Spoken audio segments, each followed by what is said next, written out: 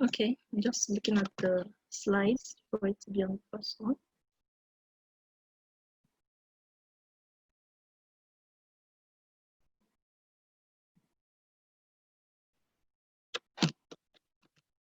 Okay, Assalamu alaikum everyone. Thank you for joining us once again for our series lecture hosted by MICA organization. Very soon the session will start, so while we wait for other people to join, kindly have your pad and your pens with you. Briefly, we're just going to talk about MICA. For those who are attending for the first time, MICA is Movement for Islamic Culture and Awareness. Now, MICA started in 1994 as a result of direct resolution of the Form 1 Youth Dinner. The aim of MICA is to provide a safe space for young Muslims and to be a forefront in providing quality training in leadership. Creating avenue for Muslim males and females to meet and possibly get married is also part of the agenda. Now, the key vision here for MICA is to see Muslims return to a state of Islamic excellence, and they hope to achieve this by creating an awareness of Islam and impact Islamic culture and values on the Muslim for the improvement of contemporary society and the cause of Allah. Now, we encourage people to become members of MICA. Part of the reasons are because MICA delivers programs and projects by feeding the soul of the individual, providing safe space, economic development, leadership and competency training, capacity building, as well as helping to build passion for the deen and positive social interactions and other things. So we really do hope that through this, more people will be better individuals. Now, to become a member, all you need to do is request the form, either soft copy or hard copy. And we have a membership fee of 5,000 Naira minimum contribution. Only members will be entitled to special benefits, which MICA offers. So we do encourage participants to become members of MICA. Now, we have other upcoming events. After these wonderful series on emotional intelligence, our upcoming series has to do with unlocking your potential, beginning the 28th of June through to the 12th of July 2020. And only registered participants will get an opportunity to join the registration, session. So make sure you register for the program so you don't get locked out. Here we have our account balance for those who want to give anything out of their, free will, obviously. Please do help contribute towards MICA. Now for this session, we have some ground rules we expect everyone to adhere to. This includes, but not limited to, muting your mic when not speaking.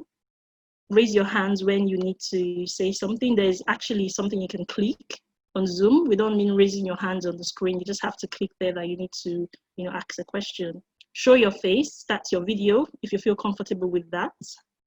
And also use the chat to ask for help. If you have any problems with the sound or the video, please let us know. And don't panic if you have an error in connection, because after the lecture, we will hopefully share these with you if you are registered. Thank you very much.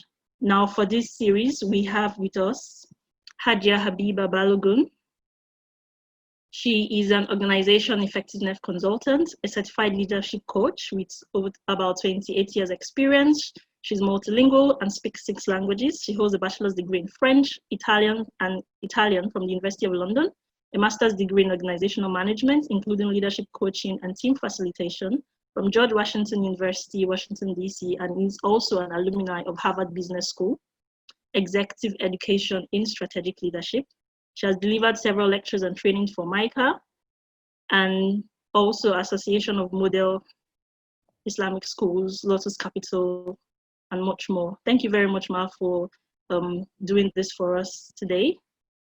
Her consultation relies on 2 main methodologies: accelerated learning, which trains adults in ways that enjoy learning, and neuro-linguistic programming, the science of observing and modeling the best practices of successful people and organizations. For those who are coming for the first time, we welcome you and would like to proceed with our Zoom meeting. Thank you very much, Ma. Okay, so thank you so much, Kubra. Salam alaikum to everyone who's joined us Salam. today. I'm delighted to have you back on this, our third in a three-part series on success through emotional intelligence, the science of being a successful person. So today we're focusing on moving forward with emotional intelligence. I know not everybody would have been with us in the first two, so I will do a quick recap. But today is about actually learning how to improve and increase your emotional intelligence. As with the other two in the series, I'm going to be focusing on Daniel Goleman's framework, the framework he came up with for emotional intelligence, including his view how to be a leader through emotional intelligence as well. So the rationale, let me just recap on the rationale. Why this topic? It's because emotional intelligence has been proven to contribute more to achievement and success than technical skills. So your technical skills, your IQ, your intelligence quotient are very important. Never think that emotional intelligence is saying that is not important. That's the foundation. But emotional intelligence on top of, in addition to complementing your technical skills and your IQ, contributes more to achievement and success. And for those of you for whom happiness is more important, it also contributes to more overall happiness at home and at work. So our learning objectives to develop greater self-awareness and self-control, and we've been doing some exercises through these 3 weeks to help you develop greater self-awareness and to learn how to control the amygdala hijack. That's to help you control your emotional responses. Last week, we spent a lot of time aligning emotional intelligence with Islam, taking the example from the Prophet, peace be upon him. This week, we're going to establish our motivations and start planning towards our goals. Identify your emotional strengths and areas for development, and learn to respond to difficult people or difficult situations in a productive way. Just a recap of what we did. In the first week, we got to know each other got to know ourselves and each other as cultural beings. We learned how different we are from everybody around us, including our siblings, and to appreciate that. We also became more conscious of our multiple identities, the fact that we're very complex human beings, and how our backgrounds would lead us to see the world in a certain way and would have established our automatic reactions to certain situations, automatic reactions that sometimes lead us to making unwise decisions. We also learned to keep the broader context in mind when making decisions and when looking at life. You know, keep the broader, there's more to life than your life. There's more to the world than where the little part of the little corner that you occupy. So we put ourselves in a gratitude mindset, you know, appreciating what we have, being thankful for the blessings of Allah, and using that to inspire us to grow and to recover and to control our fears. Last week, we looked at the Prophet's emotional intelligence. He was said to make people feel that they're the most important person to him, each person. He would understand people and their emotional states, and he would use that information to uplift, inspire, encourage, and create leaders. He would create leaders around him, and he would fulfill the emotional needs of those around him. He even went beyond that and fulfilled their material needs. And what we discovered last week was that in practicing taqwa, God consciousness, we actually raise our own level of self-awareness. We get to know ourselves better the more we get to know Allah better and to remain close to Him. And we also gain the ability to control our emotions, to become more patient, to be able to persevere, sabr. And then we discussed the lack of empathy amongst Muslims and talked about how using the Prophet's example, you know, how to show empathy when engaging with Muslims, how to engage with them in such a way that we would invite them to Islam and speak to them from a place of love and kindness when we are making corrections rather than harshness. So that's what we covered last week. So just a recap again, because I know there will be some new joiners. So what is emotional intelligence? Emotional intelligence is we've been trained to use our brains to think and enhance our reasoning. Emotional intelligence is also using our emotions to think and enhance our reasoning, and the capacity to be aware of and control and express those emotions so that we can have great and productive relationships. There are 5 competencies that have been outlined in Daniel Goleman's emotional intelligence framework. They are self-awareness, knowing yourself very well, not lying to yourself, knowing your strengths, your weaknesses, your triggers, your likes, your dislikes. Self-regulation, being able to control your emotion, whether it's positive emotions like happiness or love, whether it's negative emotions like anger or fear, being able to control your emotions, stay in control, and not let your emotions be in control of you. The third one, motivation, knowing where you're going, knowing your purpose, having a goal at any point in time, and allowing that to be your guidance, to be your guiding star. Knowing, what sort of life you want, not knowing what sort of afterlife you want, knowing where you're heading to. And that will guide you in when you're in sticky situations, needing to make some decisions, being self-motivated. Having empathy, being able to put yourself in the shoes of somebody else, see things from their own perspective, not depart from your perspective, but being able to see things from somebody else's perspective. And finally, social skills, the ability to engage with others and have good harmony and empathy and loving relationships with other people. This just talks about the attributes of each of these competencies. With self-awareness, you gain more self-confidence. You don't take yourself too seriously. You're more realistic about what you can achieve and you can't achieve. With self-regulation, you're more trustworthy. You're more comfortable with ambiguity, which is critical right now. With COVID, with the economic downturn, with so many things going on in our world right now, we need to be comfortable with ambiguity. This extended period of uncertainty is having mental health implications on all of us. It's really been a stress on everybody's mental health. If you are able to control your emotions, you'll become more comfortable with ambiguity, more open to change, and that will help you with coping with the situation that we're in right now. Self-motivation, you'll have a strong drive to achieve. You will always be optimistic in the face of failure because you know where you're going. You don't feel that where you are is where you're going to be for the rest of your life. You have a goal, you have a direction. Empathy, to help you be sensitive to other people, be great in terms of customer service, be great in terms of servant leadership. And social skills will give you great influence and persuasion skills, help you become effective in leading change and in building and leading teams. So these attributes, these emotional intelligence attributes, are really critical. And you can see here, there's no academic competence here. It's assumed that you've tried to improve yourselves in terms of your education as much as you can.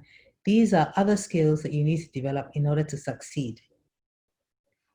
And the first week too, we talked about the amygdala hijack. And this is very important in emotional intelligence because this is what helps you with self-control. So something happens to you, it's called the stimulus down here. It goes to your brain, the air traffic controller aspect of your brain processes what has happened and sends out 2 messages. One message this way, one message that way. The message to your feeling brain, which your amygdala, gets there first. And your amygdala might decide this is an emergency situation, shut off your thinking brain, and make you react with a fight or flight reflex. That is your automatic reaction, your unthinking reaction. But if you're able to just block that automatic reaction here, you would give the message enough time to get to your thinking brain. And your thinking brain will process the situation. Your thinking brain will think about your goals, your aspirations, and help you develop the wisest response to that situation. So we also looked at last week different ways to just give yourself enough time here, enough for your thinking brain to engage, and so you can make informed decisions and have informed responses rather than automatic reactions. So why should you care about emotional intelligence? IQ might help you get your job, but EQ will help you succeed at your job.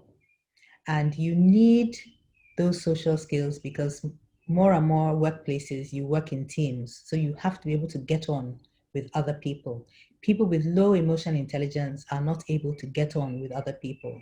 So to the extent that organizations are now testing for emotional intelligence as part of their hiring processes, they've discovered that when they hire the person who's most technically proficient, that person might not be a person that others can work with.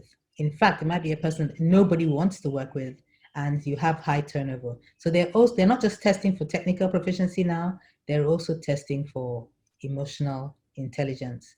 It's a better predictor of your success. It helps you build stronger relationships. It helps you succeed at work.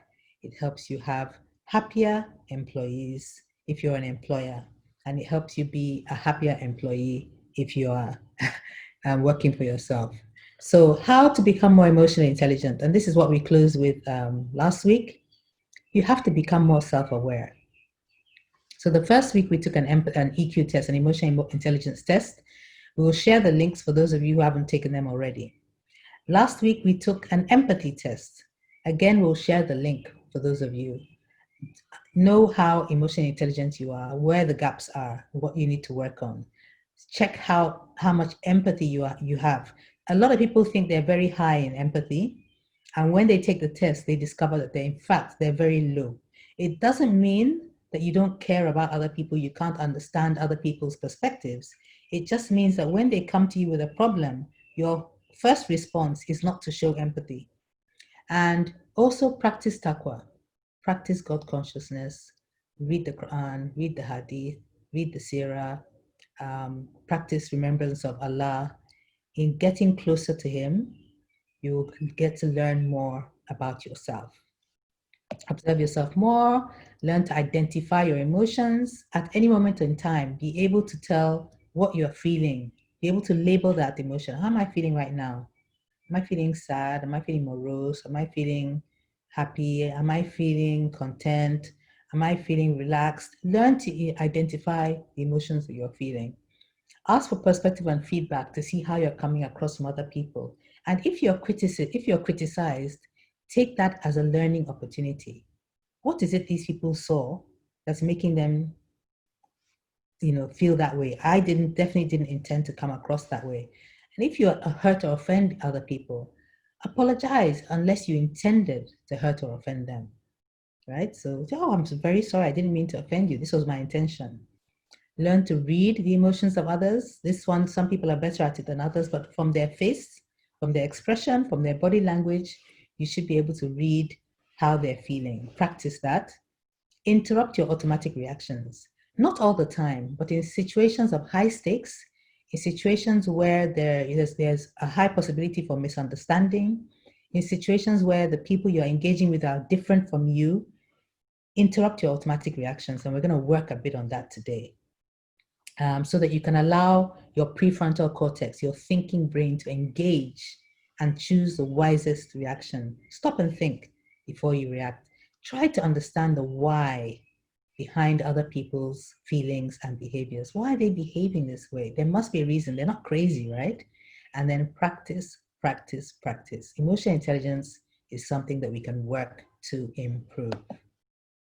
Okay, so let's get started with this week's course, moving forward with EQ, with emotional intelligence. We're going to do some exercises. I had wanted to do a lot more, but I also want to give you the opportunity to ask questions. So we'll limit the exercises, but the objective is to give you the opportunity to practice increasing each of those 5 competencies. We've worked a lot on self-awareness, and we've done some work on self-control. So we won't do too much in those areas. We'll focus on the last 3. And this is what we're going to do.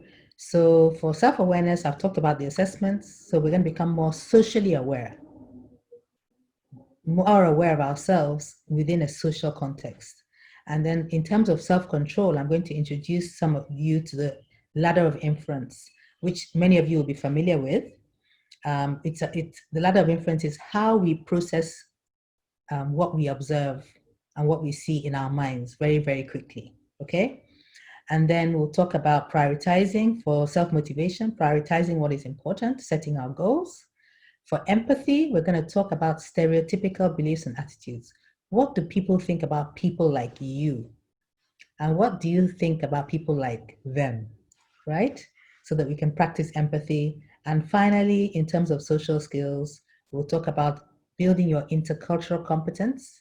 Do you remember in our first week, we talked about how we are cultural beings and how we have so many different identities? So actually, every interaction with somebody else is an intercultural interaction. So how do you build your intercultural competence? And then how to give and receive feedback respectfully, because that's really the issue. When people are different from you and you tell that you want to talk to them, they might misinterpret what you say. So what can you do to limit the room for misunderstanding or for offense? So that's our program for today. So as usual, we're going to start by introducing ourselves. So please, using the chat box, please, let's greet each other, share our names, our current location, and any question that you might have about emotional intelligence or what we have covered in the course so far. Just type it in the chat box and the admin will collate so that we can answer these at the end. And I will also introduce myself in the chat. So here we go.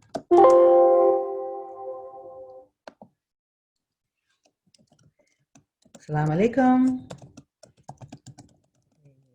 Habiba Balogun. I am in Lagos. You can see Faiza is here. Okay, I can see Ghazali, Binta from Accra. Hello, Binta. Mariam, Nabila from London. Is that Auntie Nabila? I have an auntie, a Syrian auntie called Auntie Nabila. I think that might be her.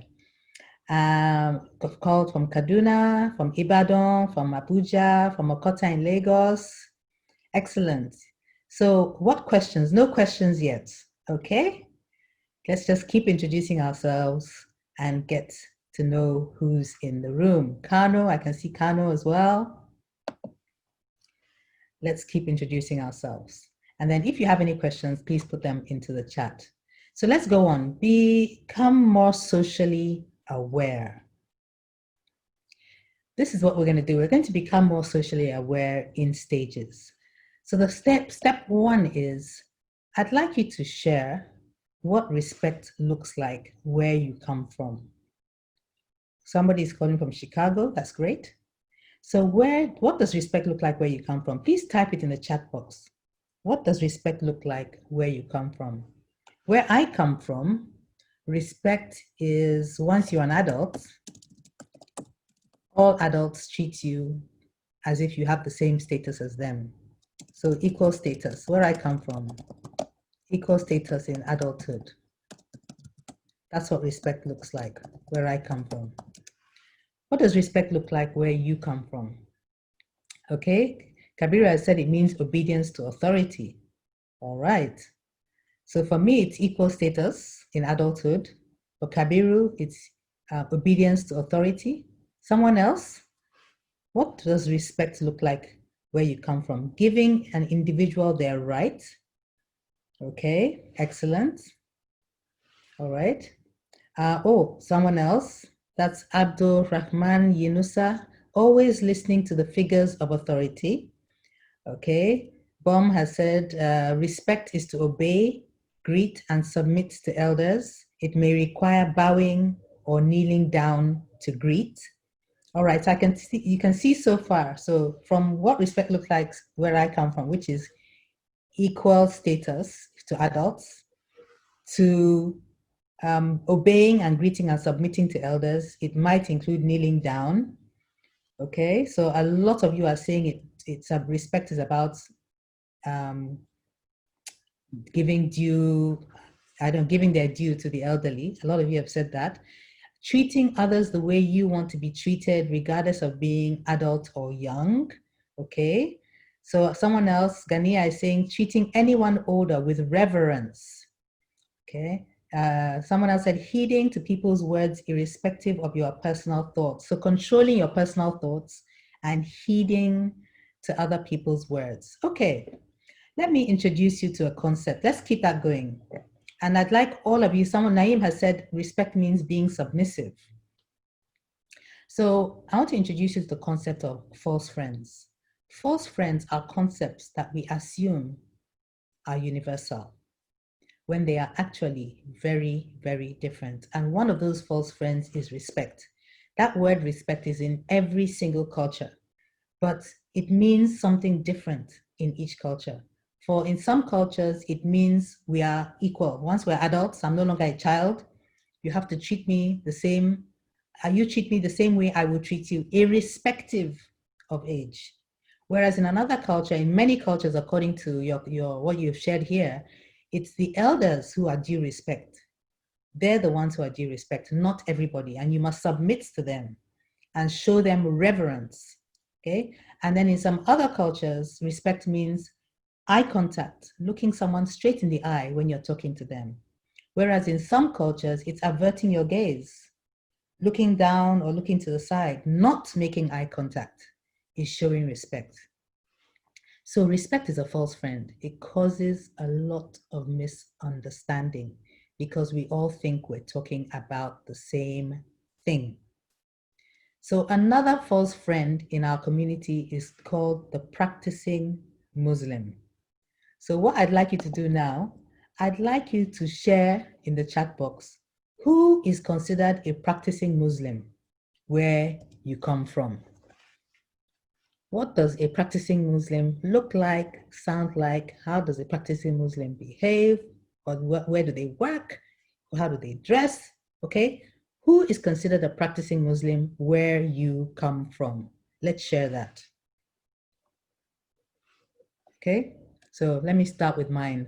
Where I come from, a practicing Muslim is someone who obeys the 5 pillars.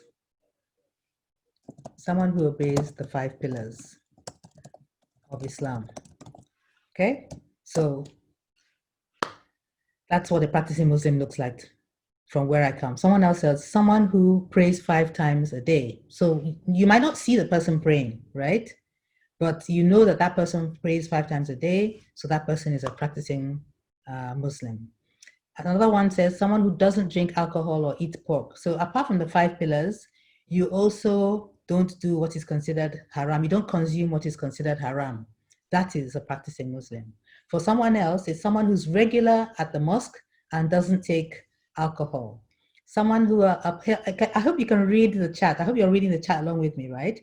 Someone who follows the Quran and the Sunnah of the Prophet. So for some people, a practicing Muslim is someone who tries, if you're a man, you try to dress and groom yourself the same way, the way the Prophet did, peace be upon him.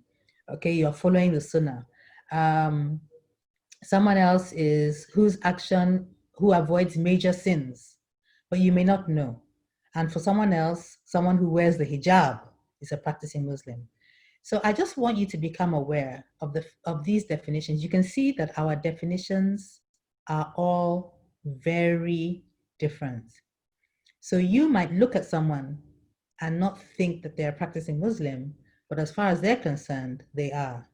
And then some other people, a practicing Muslim doesn't even have to show any sign, and no outward sign that they're Muslim at all. As far as they're concerned, they pray 5 times a day, and they read the Quran. They're a practicing Muslim. So it's important that we realize that our own perspective is not the only perspective. There are many beliefs about what a practicing Muslim, who is considered a practicing Muslim in the community, and it depends on the community that you come from. So in terms of self-awareness, that's something you also have to realize. The way you see yourself may not be the way others see you. And the way you see others may not be the way they see themselves. And it's very critical in terms of your engaging with them, your interaction with, respectful interaction with them, and your relationship building. Thank you to everybody for making your contributions. So in the multicultural settings, and I think we've established that any setting is a multicultural setting because we're all so different, right? Assume difference. Assume that everybody is different. Don't assume we're all the same. Assume that everybody is different. It will make you communicate in a different way. You have to understand yourself and your own subjective culture. So that's why last week I asked you, what is a proverb that you learned as a child that you still resonate with you as an adult? That proverb is part of your subjective culture. It's personal to you because other people who didn't grow up where you grew up don't know that proverb, and they don't live according to that proverb that you live according to. Okay? And remember that we often harbor this unconscious fear that if we empathize too much with another culture, if we're too tolerant or understanding about another culture, we might lose our own identity. But we have already established 2 weeks ago that we have so many identities. And it's not that easy to lose your identity. The fact that you can acknowledge someone else's culture, it does not take anything away from your own culture. It just gives you, expands and widens your repertoire of how to behave in a different setting. I could just spend a whole class discussing this, but let's move on to self-regulation. Self-regulation is about controlling your emotions, being in control of your emotions, which includes suspending judgment and preventing your automatic reactions from taking control. So I'm going to introduce you to a concept called the ladder of inference by taking you through this real life adventure. So you can see a group of sisters here talking, and one of them asks the other sister, "Salams, are you busy this weekend?" I think it's a very innocent and straightforward question, right? What goes on in the other sister's head when she hears that question, that innocent question? "Salams, are you busy this weekend?" Why is she asking me? Does she want me to work this weekend? Maybe she has an invitation to the big event this weekend that she can't use and she wants to give it to me. Or maybe she just wants to know if I'm busy enough to come in. Or maybe I'm about to lose my job. Maybe the company is about to downsize. Our brain is a remarkable computer. And in a millisecond, from a simple, innocent question, it can come up with multiple scenarios. Many of them have no bearing on reality. All she asked was, "Are you busy this weekend?" How did your mind go to maybe the company is about to downsize? Okay, so this is what happens in our brains. We hear something, we see something, and our brain quickly comes up with a multitude of scenarios, and then we react. So if she decided, maybe, does she want me to work this weekend and I don't want to work, and she asked me, "Am I busy this weekend?" I might reply, "Oh yes, I'm very busy," when I'm not busy at all, right? So from all those scenarios, and from the scenario that you select, your imaginary scenario in your head that you select, you will take some action. You will react. You will make a statement, okay? Which might close some doors for you that might have been open. She might have been asking, "Are you busy this weekend?" because there was an opportunity for you that you've been angling for, and you've closed that door. So let me explain exactly what happens. It's called the ladder of inference. I'm going to start from the bottom. We start from the bottom. You observe data and experiences. So let me give you a personal story.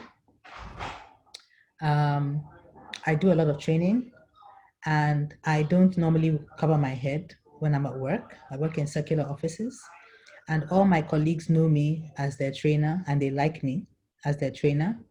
And one day, it was Friday, and I have my abaya that I put on when I'm going to the mosque.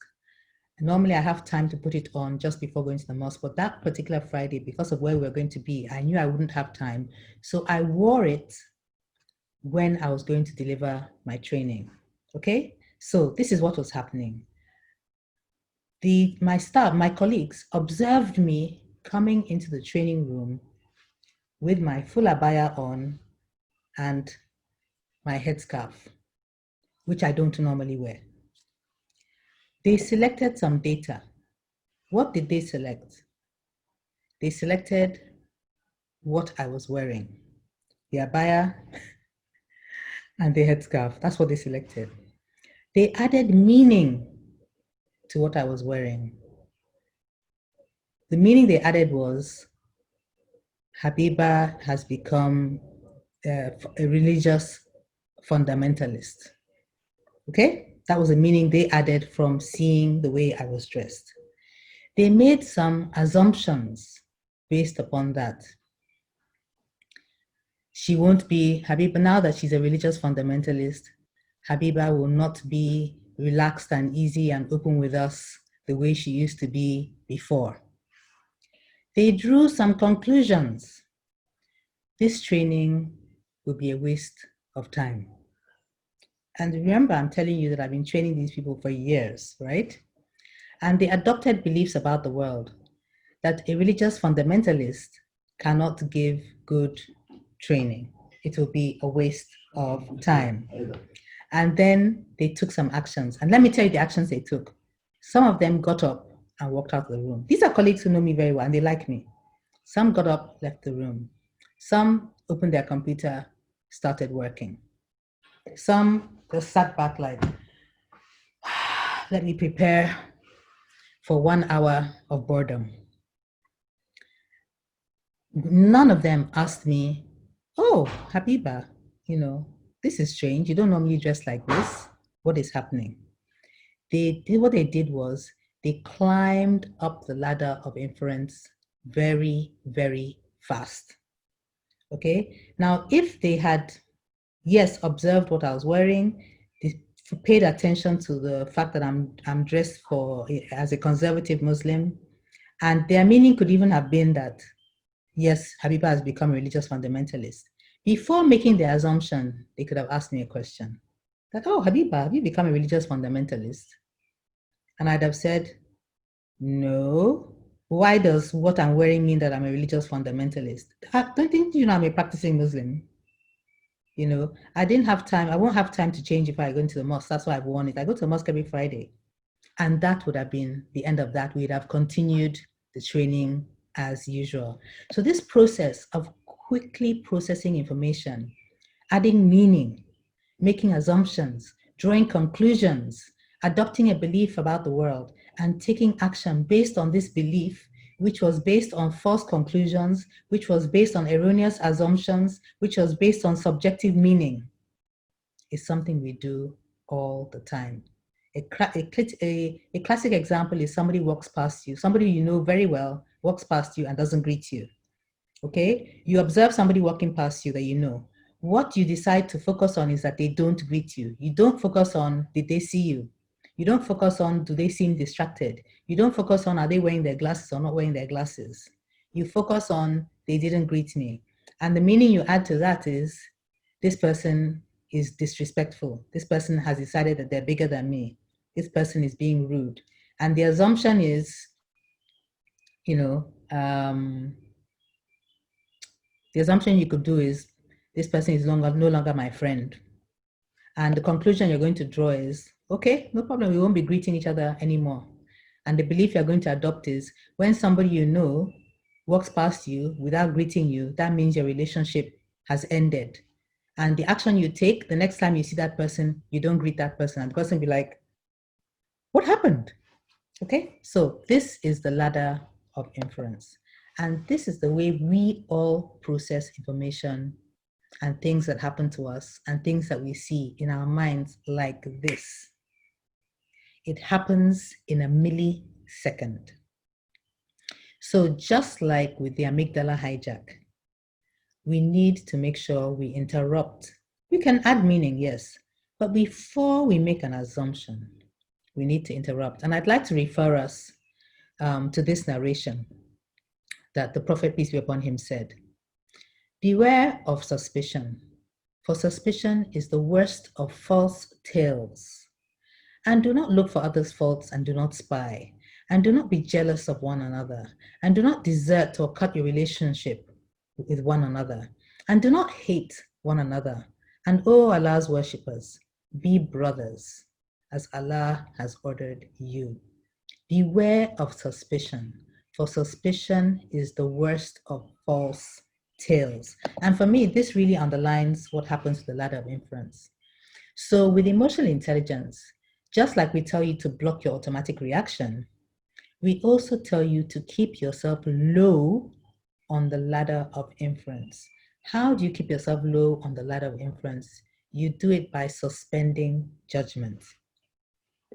You observe something. When you observe a situation, keep an open mind.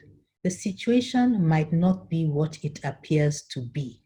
It might be what it appears to be, but it might not be what it appears to be.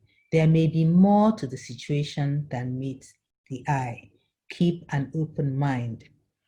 When you select and focus on data, be aware that there are many other things you could have focused on, okay? Be aware that there are many other things that you have focused on. And when you add meaning to the data that you've selected, okay, accept that there may be alternative meanings to the one you have chosen, okay? So verify. My friend, didn't you see me standing here? You just walked past me, without greeting me. I mean, have I offended you? Oh, I'm so sorry. My mind was 1,000 miles away. It's been such a hectic week. How are you? Good morning. So lovely to see you. Most of the time, that is exactly what happens. Misunderstandings get nipped in the bud. So you do add your meaning, but before you make your assumption, verify with the other person that the meaning you gave is correct. Before you make your assumptions, suspend your judgment and verify. You can say, well, okay, I'm just assuming that you didn't want to greet me and that our relationship is over. Is that the case? The person will say, no, definitely not. And even if you do adopt a belief, remember that your beliefs are not necessarily the truth. They are simply your own beliefs, and they are true for you. Somebody else may believe something completely different. So I'd like to enjoin everybody to try and stay low on the ladder of inference.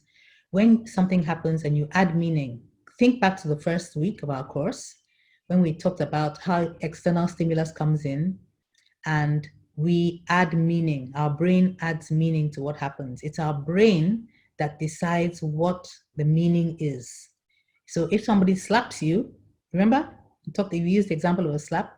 If somebody slaps you, it's our brain that tells us whether the slap means disrespect, whether the slap means the person is a crazy person, or whether the slap is to wake you up, because it's your brain that will tell you. So depending on your background, your brain will assign a different meaning. So seek alternative explanations. And if you have any questions about this, or if you have any challenge, especially if you disagree, please put it in the chat, okay? Look for as many alternative explanations for a person's behavior as possible, especially if the interpretation you've given means that the relationship will be broken, will be damaged.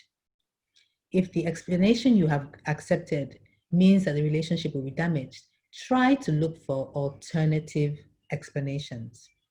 Try to live by the golden rule, do unto others as you would like them to do unto us, right? Which in Islam we say, none of you is a Muslim until he loves for his brother what he loves for himself. But when you're dealing with people from a different culture from yours, it's very important to also deal with them as they would like to be dealt with. It's called the platinum rule. Do unto others as they would like done to them. The way you would like somebody to engage with you may not be the way they would like somebody to engage with them. And I've got some contributions in the chat from LA. Another useful hadith is the one on making 69 excuses for the person before reaching a conclusion. Thank you very much. Absolutely. Khadija is saying how to control mindset that always think, how do you control mindset that always think negative of future situations? So that's what we're talking about in terms of emotional intelligence. People with high emotional intelligence have superior relationship management skills. So if your view of the situation is going to mean damaging relationships, it can be damaging relationships even within your immediate family, try to seek for alternative explanations. That's what people with high emotional intelligence do. They seek alternative explanations so they don't, the first step is not to damage the relationship. So I'd like to take one or two comments on this before we move on, because I think it's very important. I'd like somebody to share a situation where something happened, you made an assumption, you reached a conclusion, and you took action. You adopted a belief and you took action. And later on, you discovered that you were completely wrong. Later on, you discovered that you were completely wrong. I'd like somebody to share an example of when that happened. And please, if you're sharing an example, please be very, very brief. Who would like to share an example of when they climbed the ladder of inference very, very fast and later they realized that they were wrong? Alabi Olubenga says he has one. Okay, please unmute yourself, Alabi Olubenga.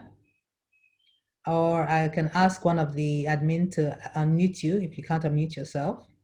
Let's do this very quickly. Please give us an example of, just give us your example. Please go ahead. Hello. Yes, Assalamu alaikum. Wa alaikum salam. Good evening. It was I'm a resident, and there was a time when I first started residency. I'm a resident in pathology, and we do autopsies, we sign out cases, histologies, and the like. Yeah. So I just observed when I started, there is a consultant in my unit that when I try to submit my diagnosis, all she does is she just tells me, did you show your senior registrar this? Did you do this? Did you do that? And I was like, does this woman hate me? And I think I concluded that I think this woman does not like me. So ever since, I take cases away from her, give other consultants to get them signed out. But later, I now found out that it's not really that she hated me. She wanted me to do more. And I can tell you confidently now that the two of us, we are one of the best of friends in the department. She's a consultant, I'm a junior resident. And even I've assisted her in so many things. And if I have issues now, I go back to her and she gets them sorted for me. Thank you. That's a perfect example. Thank you so much. Perfect example. So please mute yourself again. And let me move on to self-motivation. So we talked about self-awareness. We've talked about self-regulation or self-control. Let's go on to self-motivation. And for this one, I need all of you to have your pen and paper ready to take notes, because I'm going to be asking you questions that you need to respond to. This is about prioritizing what's important and setting goals. Like people with high emotional intelligence, the classic example that I knew was a lady I spoke to who wanted to own her own pharmacy. And she was working in a big, she wanted to own her own retail pharmacy, and she was working in a big pharmaceutical company. So they are the ones who sell drugs to retail pharmacies. And some of them make drugs. And she had a nasty boss. And she was sure that this boss wanted to drive her out of the pharmacy. In fact, several of her colleagues had left. She was the last of the people who came in. And she was speaking to me about it. And I told her, what are her options and so on. And she said, oh, the guy is terrible. He makes my life miserable. I dread going to work and everything, but nothing is going to make me leave that place. And I said, why? And she said, oh, because I want to own my own retail pharmacy. To own my own retail pharmacy, I have to do work in a pharmaceutical company. I need to understand how that works. Then after this, I'm going to go and work in a retail pharmacy chain so I can learn the retail side of it. So this is an essential part of my training if I want to achieve my goal of owning my own pharmacy. So because she had set her goal of owning her own retail pharmacy, she did not allow herself to react to the terrible treatment she was getting from her boss, because she knew where she was going, and she knew that she needed to be there to stay on the path to get to where she was going. Imagine if she hadn't set that goal for herself. She'd have just decided like the others, I can't take it anymore. This sort of disrespect, harshness, treatment, lack of appreciation for all my hard work, and she would have left. And what would that have done to the trajectory of her life? What would that have done to the trajectory of her life? She was going in that direction, and because she decided this boss is too hard for me to work with, and she leaves, that her dream of owning a retail pharmacy might have been at an end.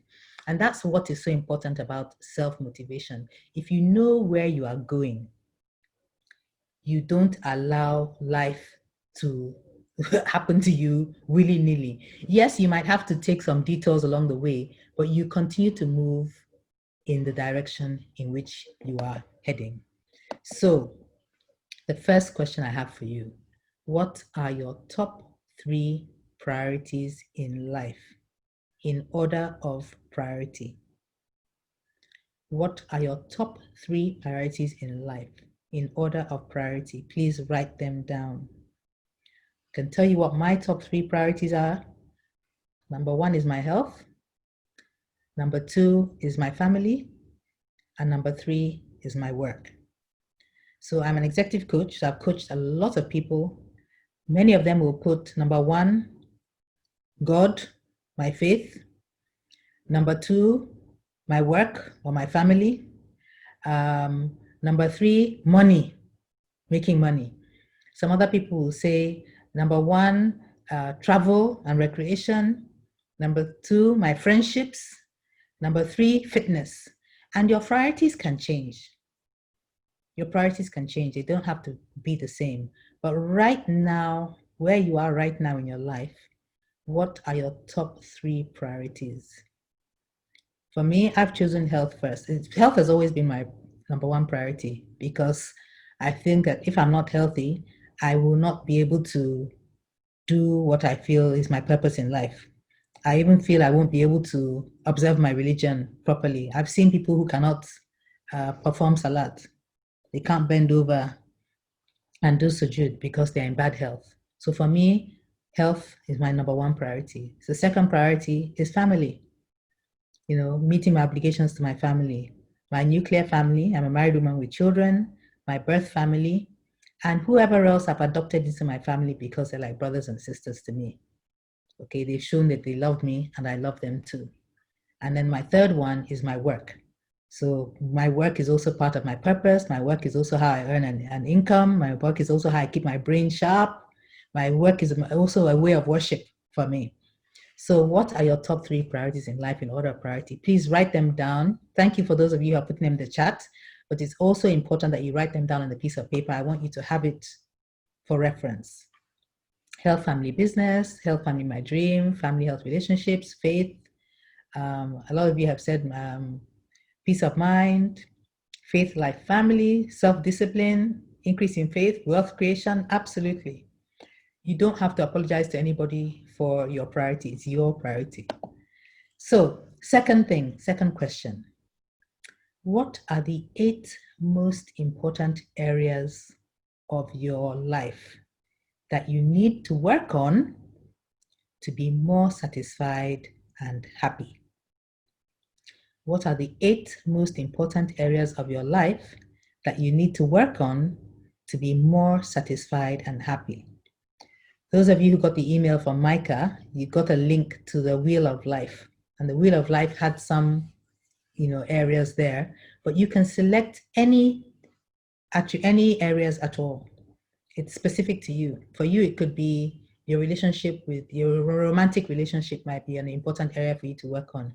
It might be your health and fitness. It might be your personal development. It might be your spirituality, your relationship with God. What are the 8 most important areas of your life that you need to work on to be more satisfied and happy? Write them down.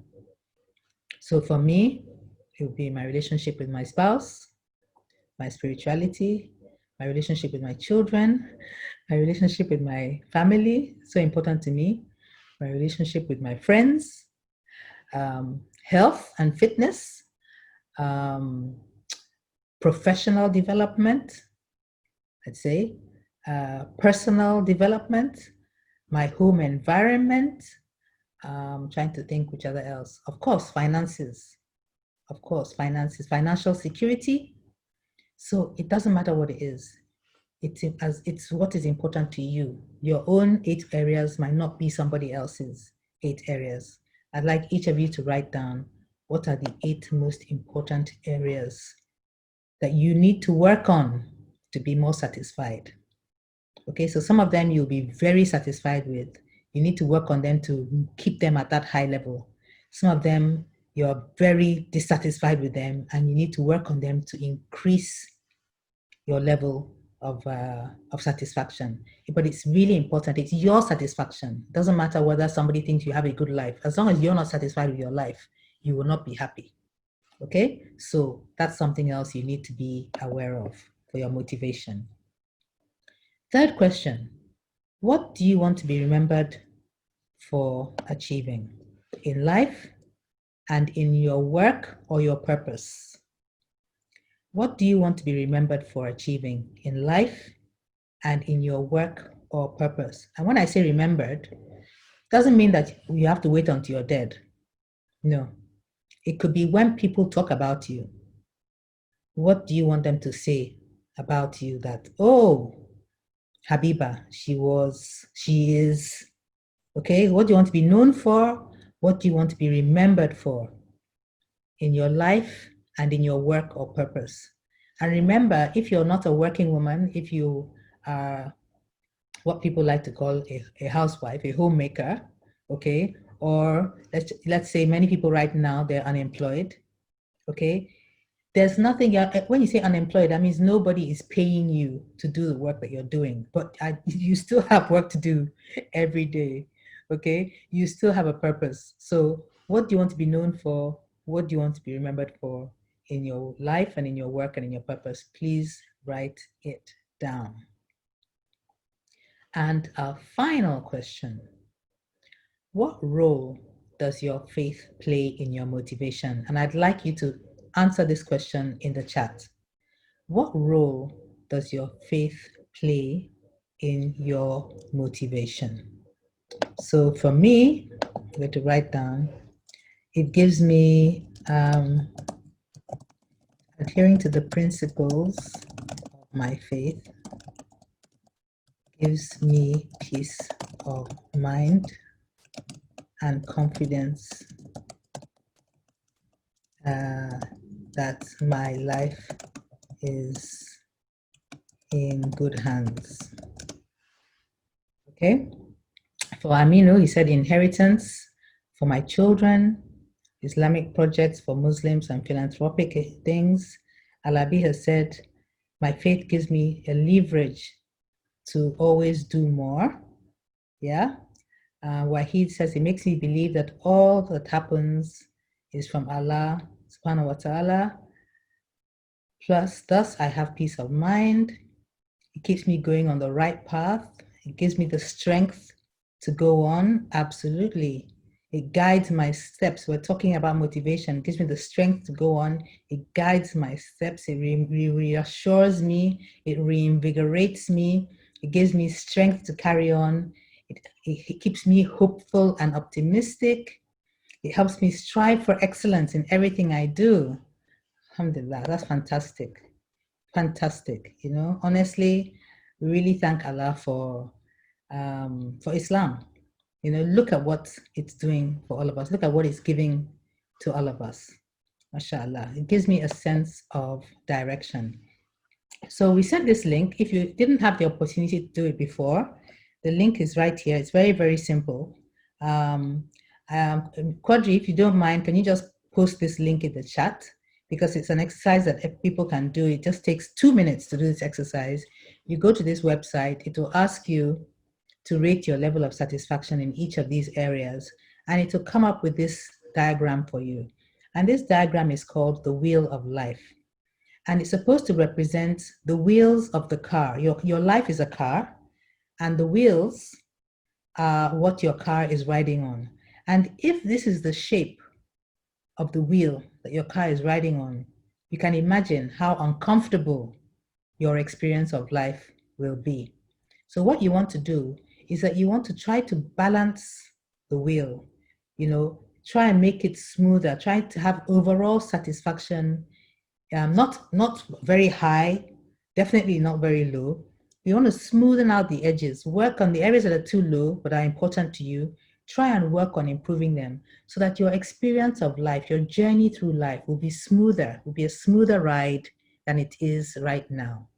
The wheel of life is a visual representation of how comfortable or uncomfortable your journey through life is because of your level of satisfaction with each of the important areas of your life.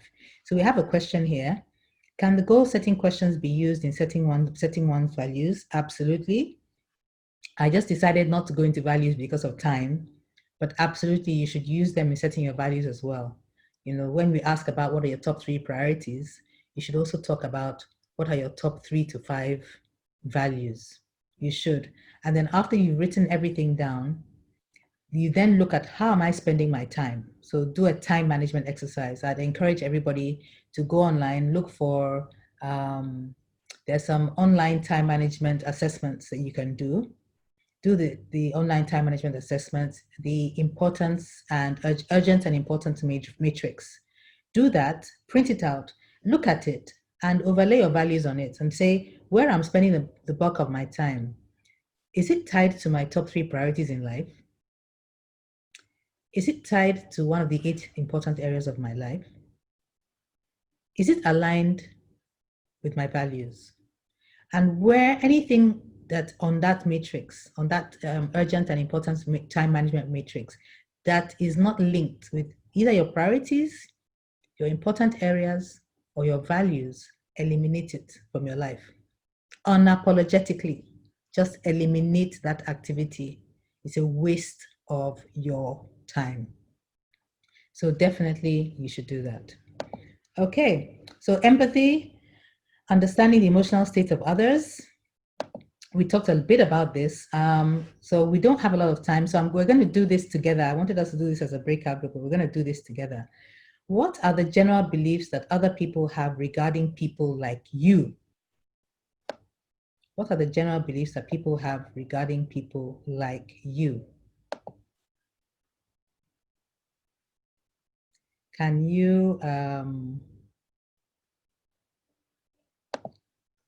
like somebody to write in the chat. What are some general beliefs that people have about people like you? What type of people do they think you are actually?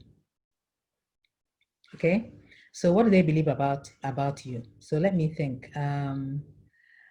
I once told somebody I was a Muslim. Someone found out I was a Muslim and they said, oh, they couldn't believe I was a Muslim, that they didn't think Muslims were accomplished. So let me just put it here.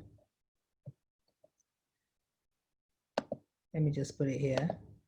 What do they believe about people like me? They believe Muslims are not accomplished. Or should I say exposed? Okay, someone else said that Muslim women should not be vocal, okay? Not be vocal, all right? So someone said because I'm hijabi, they think I am shy and not confident. Yes, okay, hijabi women are shy and confident. Okay, that's what they believe. What else? Yes, I'm a liberal woman. They think I'm liberal because I'm tolerating and understanding. Okay, so they believe only liberal Muslims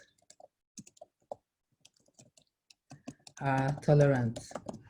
Okay, and understanding. Let me just put that, and understanding. Okay, yes, they are surprised that I am brilliant, somebody said. It's remarkable, it really is. Okay, so, and if they believe all of this, what is their attitude and behavior towards you? This is what they believe. What is their attitude and behavior towards you, since this is what they believe about you? Okay, so the ones who, for me, they are confused. You know, their behavior towards me and their attitude is that they're confused about me. For some others, someone said they are reluctant. Okay, someone else said what? Keep it coming, keep it coming. If they believe Muslims are not accomplished, Muslim women should not be vocal, hijabi women are shy and confident, only liberal Muslims are tolerant and understanding, what is their attitude and behavior towards you? What is their attitude, behavior? Okay, maybe some said incredulous. Okay, they can't believe it, right? And what else? Another one, condescending. Condescending. Okay, in fact, some are jealous. Jealous. You know, others think their attitude, they think I'm difficult and cold. They're always surprised. Okay, very surprised because they think you would be difficult and cold. All right. And if this is what they believe about you, you know they believe this about you. And this is their attitude and behavior towards you. How do you react towards them? How do you behave towards them in return? Knowing what they believe about you and what their attitude and behavior is, how do you react and behave towards them in return? What's your reaction to them in return?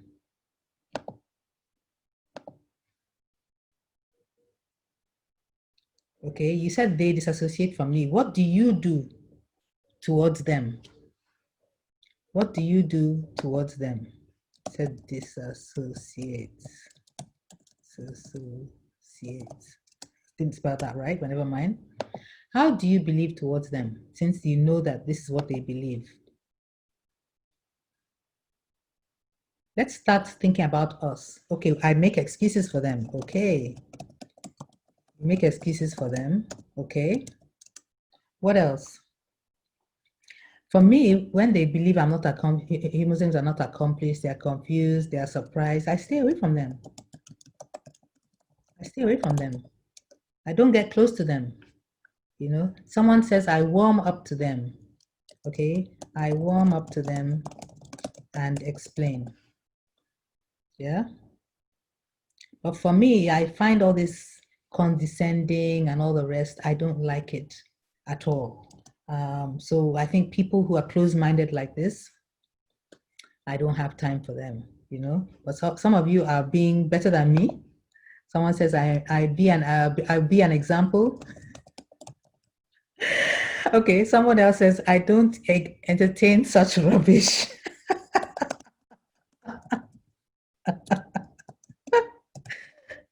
I don't entertain such rubbish. Yes. Okay. So absolutely. So this is that is the situation, right? So this is what I'd like you to do. We're going to go into a breakout group now, and in that breakout group, what I'd like us to do. Let me stop annotating.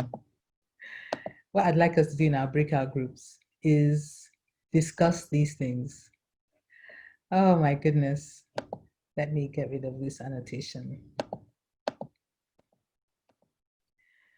Okay. In our breakout groups, I'd like us to discuss these things. Okay? The beliefs they have about you, are they true? In your opinion? Okay? And then what impact these beliefs and the resulting attitude and behavior have on your relationships? And what impact and results do they have on the workplace and your community? And finally, strange, what happened to number 3? And finally, how do these beliefs prevent or promote collaboration and teamwork towards goal attainment? How do these beliefs prevent us from getting together as a community or getting together as an organization or getting together as a team or a department to achieve a common goal? So please take notes, because in the breakout groups, you're not going to be able to see this slide. I'd like you to answer in your breakout groups, the beliefs that people have about you, are they true? Do you consider them to be true? How accurate are those beliefs? 2, knowing that they believe that, what impact do those beliefs have on your relationships and on the workplace and community? And thirdly, how do those beliefs prevent you from getting together and working towards a common goal with other people? Those are the three things I'd like you to discuss in your workout group, in your breakout groups. We're going to have 8 minutes. So I'd like somebody to please, as soon as you enter your breakout groups and you have other people there, I'd like somebody to quickly start sharing and other people make their contributions. Please, if you're sharing 1 minute only, we'd like to hear from as many voices as possible. So please, Quadri, launch the breakout groups. What do people believe about you? What are their attitudes and behaviors?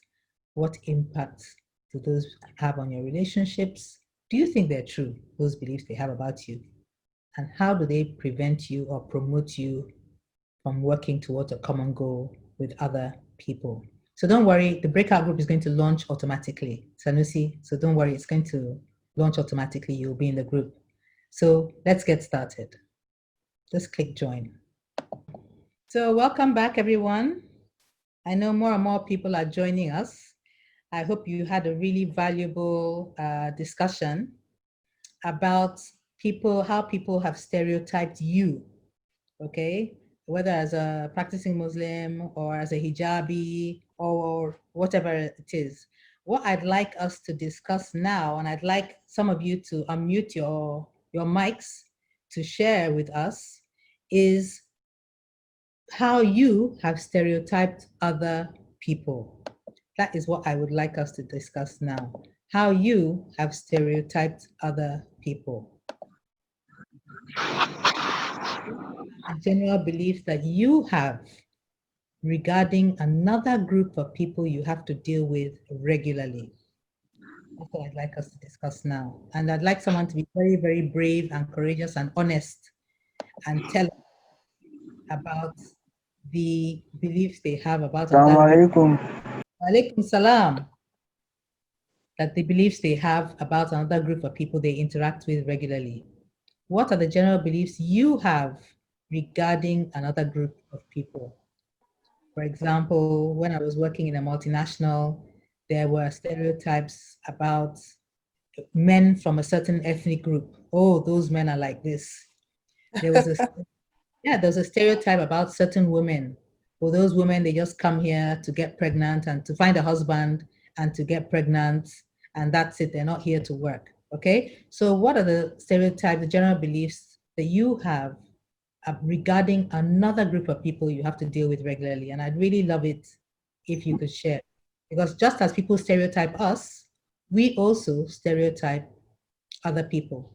And for self-awareness and for social awareness, it's really critical that we understand what we are doing to others while we're complaining about what others are doing to us. So who's going to share? You can put it in the chat box. Hi. Okay. Chat box. Aisha, hi, yeah. You can put it, you can share. Okay. All right. I normally basically stereotype people according to their dressing. Okay. Their friends, the kind of friends they keep. Okay. Basically, those are the instant stereotypes that I have. The moment I see your dressing, I analyze you. How are you dressed? And immediately I put it in a category, and then I relate it according to those categories. Then Okay. otherwise, maybe like somebody who doesn't cover up too much, or she's free with her body, or things like that, or she's too fashionable. Like, okay, this one is a fashionista, and then I put her in the category of the fashionistas. Unless if you prove to me maybe through your speech or intellect, then I can say, okay, has been a fashionista, she has something up there. So also for the men, where they dress, I use it to interact and see, okay, is this person a serious person? Does this person look responsible? And then from there, your behavior. But the dressing first is the point of is the first point of analysis for me, followed by speech. Thank you so much. Thank you so much, Aisha, because that one is very critical. You look at the way a person is dressed, and based upon the way they are dressed, you decide how many brain cells they have. And you know, I have met people before socially through our social circle who I thought, one of them, they're both women. One of them was a football fanatic, and she had her football club in Europe that she followed like crazy. She only talked about football. And the other one only talked about fashion magazines and things like that. I did not learn until 3-4 years later that one of them was a top investment banker, one of the best investment bankers in the country, that all the billionaires would call, you know, and I just assumed she was an empty-headed person because all she used to talk about was football, and the other one, all she used to talk about was fashion. So we can even stereotype people based on their dressing and not really take the time to get to know them for who they are, which is critical. Can I say something? Can I share something?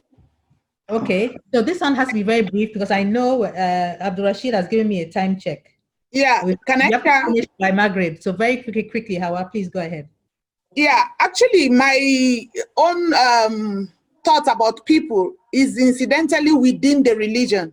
When I see a fellow sister who overuses the hijab, I feel, oh, can this person actually represent us? In case we have to, we need somebody to go out there and speak for us. Will this person be able to? I see them as doing some overcovering. And at times I try stay away from them, you know, and I always feel, I feel very bad at times when some of them come out. Sorry, I'm saying this. I know it may sound awful. Some of them are very dirty and, you know, very irritating. I feel, I actually feel, have a kind of stereotype against such things. Okay, so thank you for being Can I say something? Thank you for being honest and sharing this. And Mohammed, the final word goes to you. Please go ahead. All right, so like for me, where I work, I usually had this impression about all these rich Hausa girls, that they are lazy, that they can't do anything, you know. So, I mean, the first time I had one girl come from Abuja and all that, and other people from all over the country to my office. So I was teaching them and training them. Surprisingly, when they went back, I gave them task. She was the first to finish her task. Yes, to the point that she knew that I had looked down on her because she was like talking, and then she talked like, man, this one is some really spoiled brat. So, but she really put me wrong. She really earned my respect. So after that time, she even mentioned it. She's like, "You think that I can't do my work? You think I'm lazy?" I couldn't respond. But when she gave me her work, since that time, I speak to her with respect. Yeah. So I'd like to ask each of all of us, and thank you very much, you know, for those of you who've been very, very honest about this. We need to have these kind of honest conversations because those stereotypes exist. You know, a stereotype is just like the amygdala. It's just like our fight and flight response, our survival instinct. The stereotype is part of our survival instinct. It's when we don't have information and we enter into a situation, you don't have information, you have to quickly assess where is the danger. Where is the danger? That is the reason your brain establishes stereotypes. It's looking out for what can be of danger to you, which is why it's very rare for stereotypes to be positive. It's very rare to have a positive stereotype. Stereotypes are normally to alert you to where there is danger. So if you are not in an emergency situation and you meet somebody, get to know that person as an individual. Get to really know that person, as suspend judgment and get to know that person as an individual. And you will find out that your relationships flourish because a lot of the misunderstandings that arose because of those wrong beliefs that you had about that person, which led to you to having funny attitudes and behaviors towards that person, will just melt away. So thank you very much to everybody who made their contributions. And finally, social skills, managing relationships with emotional intelligence. I wanted to talk to you a bit about harassment and discrimination, but we don't really have time because I want us to have a question and answer session. So I'm just going to show you the quick videos. And then if you have questions about this, I will take them in the question and answer session. So basically in harassment, workplaces can be very hostile places. They can be, and you need to be able to use wisdom to engage in workplaces. And there are normally three parties in any harassment incident. There's the person who's doing the harassing, who we call the offender. There's a person who is suffering the harassment, who is called the offended, and that's the person that sometimes makes a complaint. And if you think about what's happening in Nigeria right now, the state of emergency against sexual and gender-based violence and rape, okay, these are people making the complaints. And then you have the observers, people who know what is going on, either because they have witnessed it or because the person suffering it has come to them on several occasions complaining, crying, and things like that. So there is a role for each of these three people, the person doing the harassing, the person being harassed, and the observer, in making sure that we have good relationships and we have respectful workplaces and communities. So I'm going to show this video very, very quickly. I hope it works. If it doesn't work, I'll move on. And then let's see. Yes. Can you see this? bó ṣe jẹ́ nísìnyí èmi máa lọ sórí internet láti parí research Can you see this? lórí iṣẹ́ yẹn ṣó ti yẹn then ìwọ ṣadé ń tiẹ̀ kó gbogbo ohun tá a ti kó jọ kó fi parí proposal tá à ń sọ yìí. Kò sí wàhálà. So tí proposal yẹn bá ti ready ẹ máa gbé lọ fún ọ̀gá rẹ̀. bó ṣe yẹ kó jẹ́ nìyẹn kò sí time. Come on, guys. We are on this proposal together, and you guys are speaking vernacular. I don't understand it, so please speak English. I beg. Okay, let me start it again. Just a second.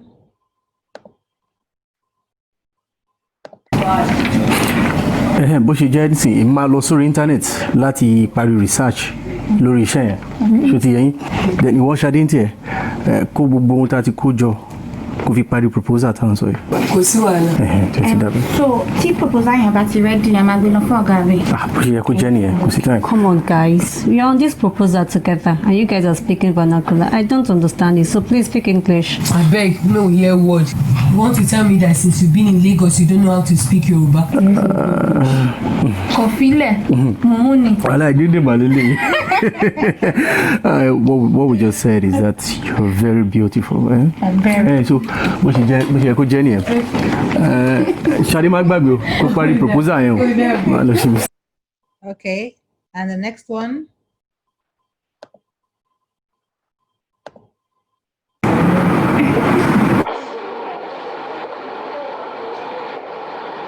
Morning, sir. Zenabo, come here. What is good about the money?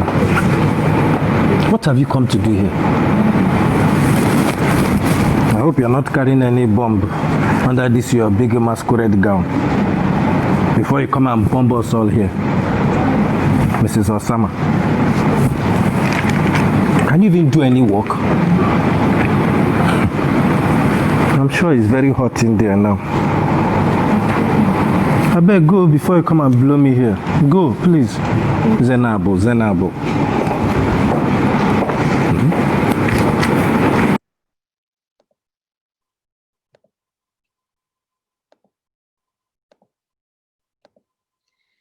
So these are some of the things that we're forced to deal with in the workplace.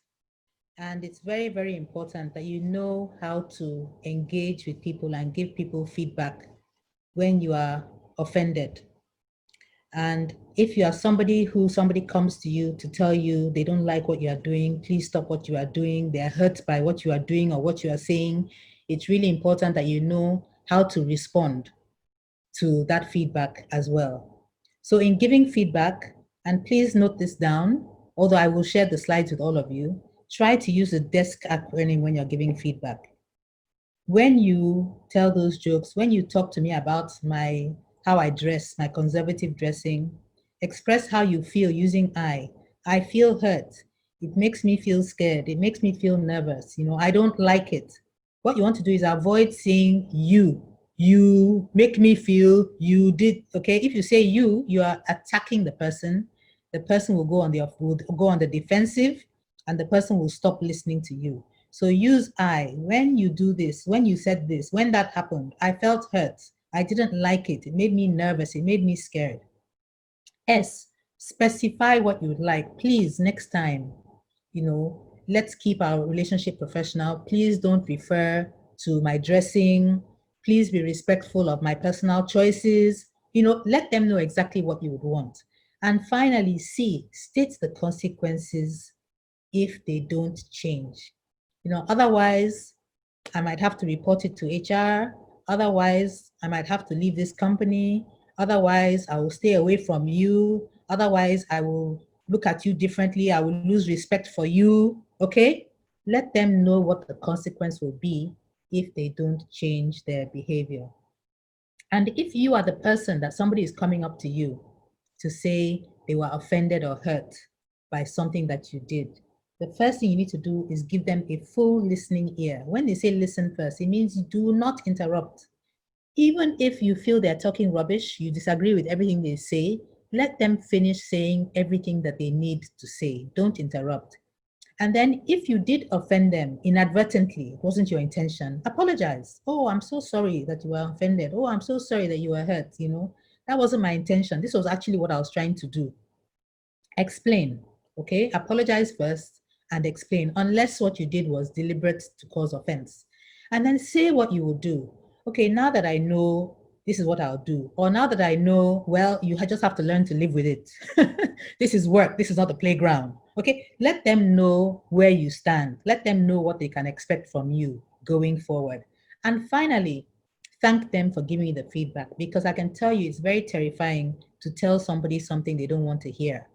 Okay, so let's say thank you for telling me. I don't agree with you, but thank you for telling me. Or thank you, I really appreciate it. And if anything else, I do anything else I don't like, feel free to come up to me and tell me. So desk and last are very good models for giving and receiving feedback. How are we doing on time? Not too good. I did want us to practice using desk and last, but we won't have time to do that. So I'm going to share the slides with you, and I'd like you to practice at home. I've got 3 examples here of situations you might come across. The first one is somebody who has body odor. A lot of people find it difficult to tell somebody that they have body odor. And I have known people who have been sacked because they have body odor and nobody could tell them that they were smelling. I mean, it's ridiculous. How can you lose your job because none of your colleagues or your boss want to tell you that your personal hygiene is disturbing everybody around you? It's not such a big deal. So using the desk model, you should be able to tell somebody they have body odor without any issues. My brother, my sister, I respect you a lot. We get on very, very well. There's something sensitive I want to discuss with you. I'm telling you because if it was me, I'd want somebody to tell me. I'm not sure if you're aware of it, but you actually have quite strong body odor. I don't know what the cause might be, but it's quite discomforting. It's not nice. I've got some deodorant here for you to use, but it's good for you to find out here, take it. But it'd be good for you to find out what is causing it. Could it be that you don't let your clothes dry, or you repeat your underwear? I don't know, but it's really important that you work on it because it's affecting your professional image. People, and where we work, our customers have to feel that it's a nice, clean, nice smelling environment. We don't want anybody to be running away from you. So please, try to do something about it. And I hope you accept this message in the spirit in which I am giving it to you. So I've described the situation. I expressed how I felt about it. I've told them specified what they should do, and I've told them the consequences if they don't do it. So try and find some scenarios and practice giving feedback using desk. And most importantly, if ever somebody is coming to you to tell you something and you don't like what you're hearing, hold yourself back and just listen without interrupting. And if it really was a misunderstanding and you hurt the people, be mature and apologize for causing offense, explain what it was really about, thank them for giving you the feedback, desk and last. Okay, so in summary, this is how we're going to round up now. We did some quizzes in our first 2 segments, and I didn't give you the answers to those quizzes. So we're going to do the quizzes again. So Quadri, please launch the polls. We're going to do the first one. You're in a meeting, a colleague takes credit for your work.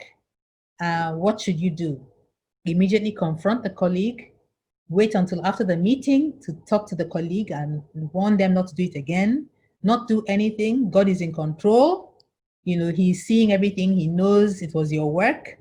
Or publicly thank the colleague for referencing your work and using your work, and explain to the people, how you came about doing your research and all the rest of it. So let's complete the poll. what would you do now that you've learned about emotional intelligence?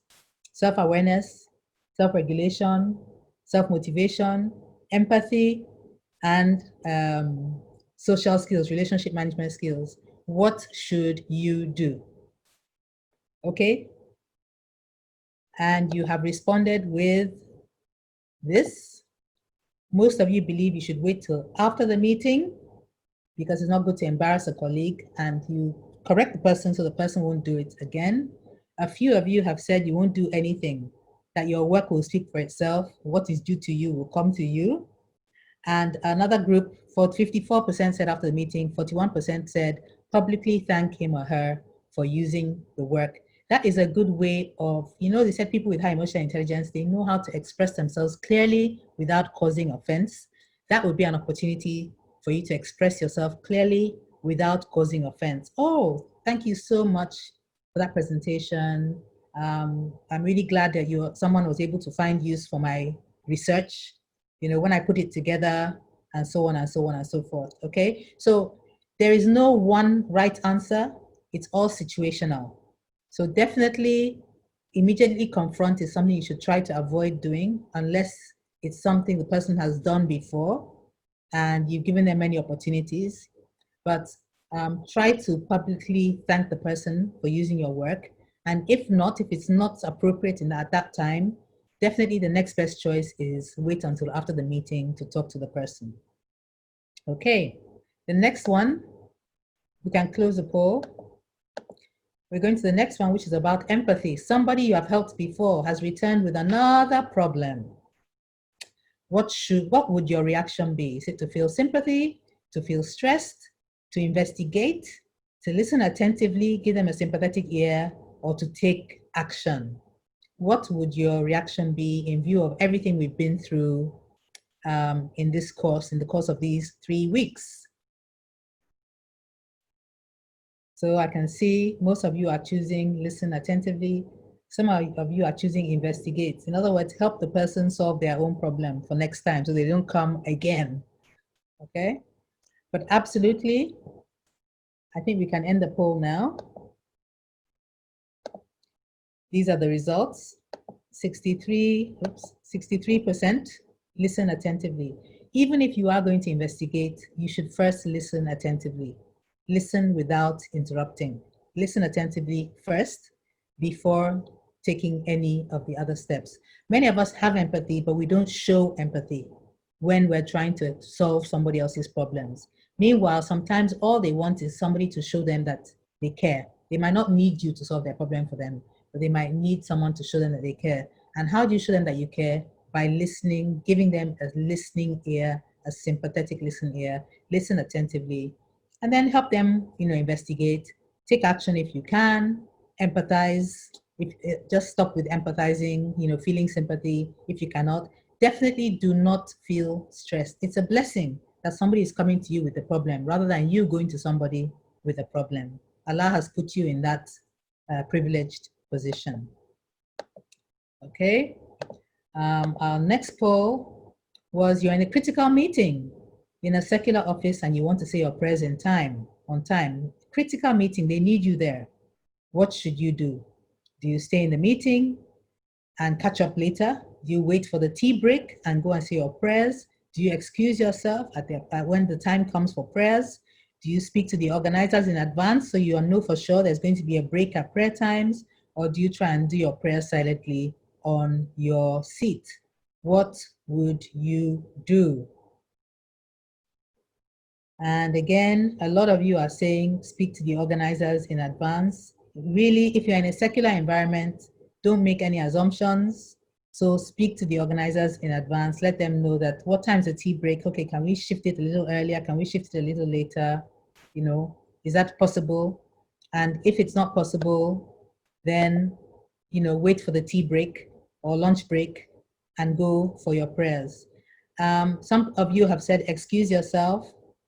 We have obligations to our employers. We have obligations to our communities and so on. We have obligations to Allah. And our faith has given us that flexibility. If waiting, you don't have to wait too long, or when you'll be able to catch up, I don't think there's anything wrong in waiting behind. But if you know there will not be an opportunity, maybe the best thing for you to do is just excuse yourself, go and do it quickly and come back.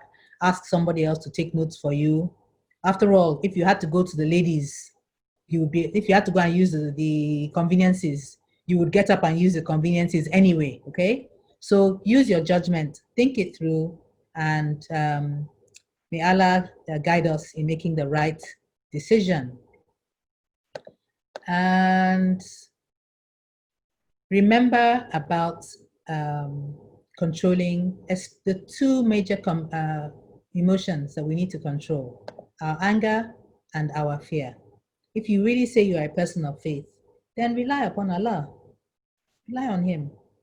You know, He's all seeing, He's all hearing, we can seek refuge with Him. And remember that fear really is worry about something that has not happened yet.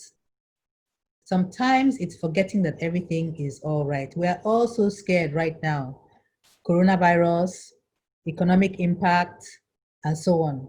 But right now, we're all right. We're all eating, we're all in good health. And, you know, alhamdulillah, our families are okay. So everything is currently all right, okay? Don't allow fear to guide you and force you to make unwise utterances and unwise decisions. If you say you are a person of faith, rely upon Allah. Seek refuge with Him. And to close, I'd like to close with this. You know, in Islam, we're supposed to fulfill our obligations, not just to Allah, but also to constituted authority. We're supposed to submit ourselves to constituted authority, wherever that is. You know, people are depending on us, our families are depending on us, so we need to raise our self-awareness. Our faith should complement it. Islam is supposed to make our lives easier. It's not supposed to make our lives harder. Okay, so learn more about your religion. It allows flexibility. Make your needs known if you have needs that are not being met, and don't be rigid. You know, prioritize what is important. For you to prioritize what is important, you have to know what is important to you. Okay, follow the sunnah of the Prophet, peace be upon him. Build relationships, maintain relationships, sustain relationships, rebuild broken relationships. Relationships are everything. If you have conflict, resolve it in a peaceful way. Use the desk and last model to give feedback in resolving conflict. And finally, you know, just educate yourself about your faith. Read. The first word in the Quran is Iqra. Read for yourself. Don't rely on what other people are telling you. Read for yourself. So we're going to launch the evaluation poll, and then we're going to enter our question and answer session, and we'll round up with that. We're coming up to Maghrib now. So let's launch the evaluation poll very quickly, and then we'll have the question and answer session.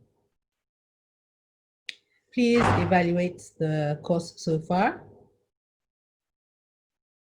How did you find the content? Do you think it was relevant to your personal development? Do you feel the modules were practical? What else again? What was the third one? Okay. Do you feel that I was knowledgeable and responsive? Please be honest. Because if I get negative feedback, I'll go back and I'll work to improve myself. And did the course meet your personal expectations? Please complete the poll. And while you're completing the poll, if you have any questions, that are not already in the chat, please put them in the chat. And Micah would also like to know what other topics and issues you'd like Micah to feature or address. Please also put that in the poll. So any questions you have about this course, and I think we can end the poll now. Okay, we share the results. So most of you agree that the content was relevant to your personal development. Most of you believe the modules were practical and you can apply what you've learned. Most of you agree that I was knowledgeable and responsive. Thank you very much. And most of you agree that the course met your personal expectations. Great. So what questions do you have? And what other topics would you like Micah to feature or address? At this point, I'm going to hand over to Abdul Rashid. Abdul Rashid, I'm handing over to you at this point.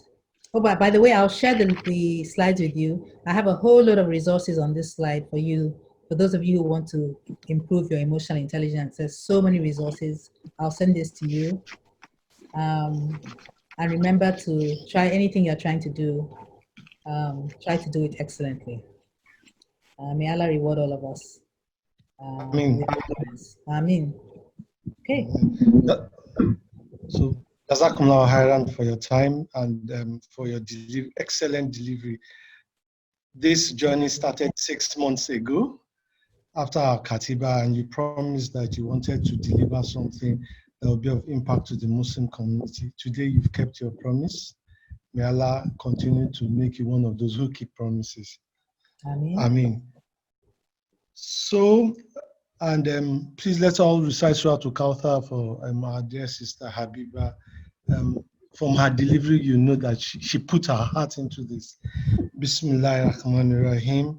Inna atayna kalikawsar fasalli li rabbika wa la nashanaka wal abtar.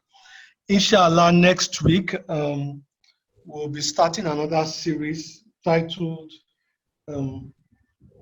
Unlocking Your Potential. It's going to be another 3 Sunday series by our brother from South Africa, Idris Kamisa.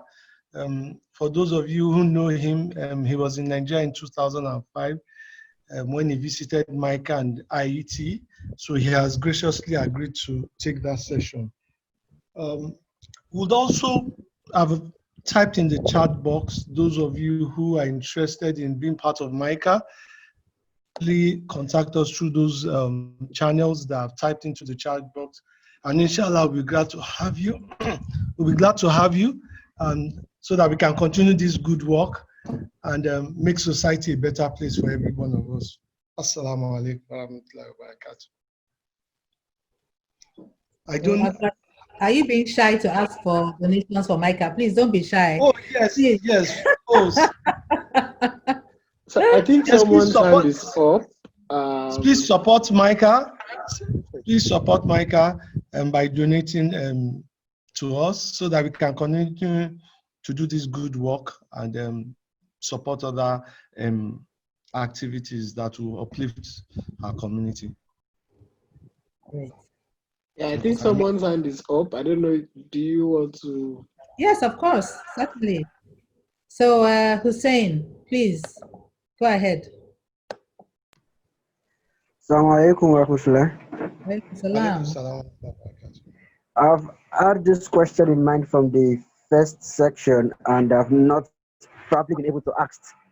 You talked about people being in different cultural groupings, and we see things based on our ethnic groups and family upbringing. So my question is, why should two siblings see the same scenario differently if they are from the same tribe and, of course, brought up by the same parents? So should mean they have the same family upbringing. Yes. Okay, thank you for that question. Very, very good question. Honestly speaking, those of you here are Yoruba, you know what I mean when I say I'm Iya Ibeji. So I'm a mother of twins. So I have twins, and I made a big effort, not just me, everybody, I forced everybody around me to treat them exactly the same, because I didn't want anybody to feel cheated in adulthood. And even though we treated them exactly the same, they are different. When they were born, one of them was smiling, one of them smiled a lot, the other one did not. You know, so they were different from birth. So when we're talking about influences, you have your personality, you know, which you got from, you were born with. You have your personality, you have your characteristics. Then there's the upbringing, the nurturing, so that's the genetics, right? You have your nurturing environment, which might be the same. But even within that nurturing environment, you also have experiences, and no two people will have the same experiences. Like one child might have fallen from a bunk bed and the other child did not. So one of them would have learned to have fear of heights. So you also have to add the layer. So we have our personality we're born with, we have our genetics, we have the nurturing environment, and then we have our experiences. And no two people can have the exact same experiences. And then as you grow older, as siblings, you might have different talents. You might be in different classes. You might go to study different disciplines. You might have different groups of friends, and those groups of friends will influence you in terms of peer pressure. So even amongst siblings, each of us is unique, and we really do have to recognize our different identities. And some people are born into Muslim households, and some of us associate, a part of our identity is our religion.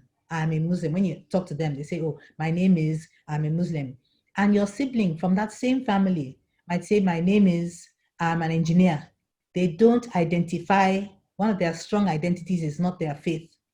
Okay, so even among siblings, we can be very, very different. And it's important for us to recognize that. In fact, if you do have siblings, I don't even have to tell you that siblings are very different from each other.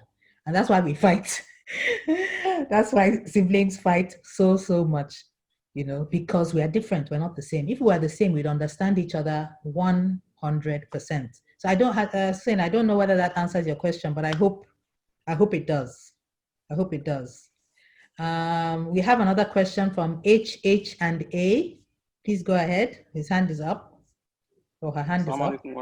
Assalamu alaikum warahmatullahi wabarakatuh. Please go ahead. Assalamu alaikum warahmatullahi wabarakatuh. Wa alaikum salam. Yeah, thank you for this beautiful eye-opening lecture. It really resonates with me personally.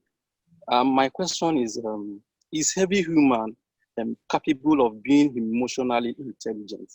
This is something that everybody can achieve. Thank you. Okay.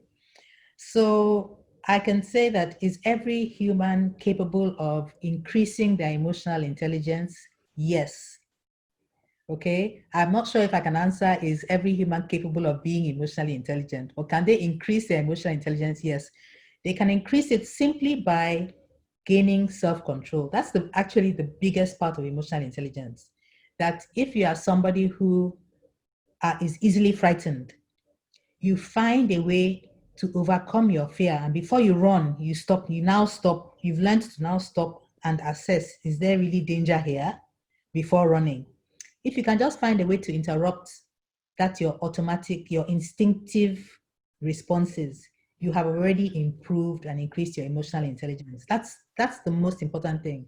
Then if you, through reading, through taqwa, through study, you learn more about yourself, through humbling yourself and asking people, what am I like? What do I do that you like? What do I do that you don't like? What do you think I'm good at? What do you think I'm not good at? You raise your level of self-awareness. You are increasing your emotional intelligence. If you identify what you want from life, as opposed to what you don't want, because what most people do is they identify what they don't want. I don't want to be poor. I don't want to be alone. Okay? What you need to do is identify what you want. Is it I want to be wealthy, or I just want to have a regular income? Or is it that I want to be surrounded by friends? I want to have children? Whatever it is, identify what you want and then start working towards that. If you identify your goals and you start working towards your goals, you have increased your emotional intelligence. And if you try to put yourself in the shoes of other people and understand why they are behaving the way they are behaving, and saying, how would I feel if I was a beggar on the streets? Would I behave the way they are behaving, or would I behave differently? If you can put yourself in somebody else's shoes, which is what Ramadan is about. Ramadan is giving us the opportunity, raising our consciousness to understand what it might be like to be deprived. Yes, so if you can do that, that raises your level of emotional intelligence. So there are many things that you can do to become more emotionally intelligent. So I'm interpreting your question as, can everybody become highly emotionally intelligent? I can't answer that question, but I can say everybody can work to improve their emotional intelligence. And there's a lot in our faith. If you are practicing Islam properly, naturally your emotional intelligence should be increasing and increasing and increasing, as time progresses. I hope that answers your question. And we have a hand raised from Titi. Titi, you have a question? Assalamu alaikum. Walaikum salam. Walaikum salam. Jazakumullah khairan for the presentation and for helping us to reach into our inner self to improve ourselves. Earlier on in the first session, I had asked that is an emotionally intelligent person authentic, and I think you've shed more light on the level of authenticity. But still, again, in a situation whereby one is in a leadership role or a political role, how can an emotionally intelligent manage not impacting or affecting other people's emotions, but at the same time staying true to their beliefs, staying true to themselves. For example, I'm looking at a situation whereby maybe someone in the US, a Muslim, is in a higher political role and is asked about supporting LGBTQ. Yes. So as a Muslim, I mean, I normally would not support that.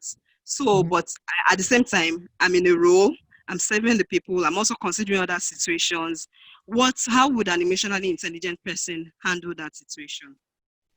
Okay. So actually, I was going to talk about leadership and emotional intelligence. So I've actually shared it on my screen, so you can look at it. So you've raised two different, several issues. So one about authenticity. So being in control of your emotions and making wise decisions. Remember Solomon, peace be upon him. When people used to come to him with their disputes, he would use his wisdom.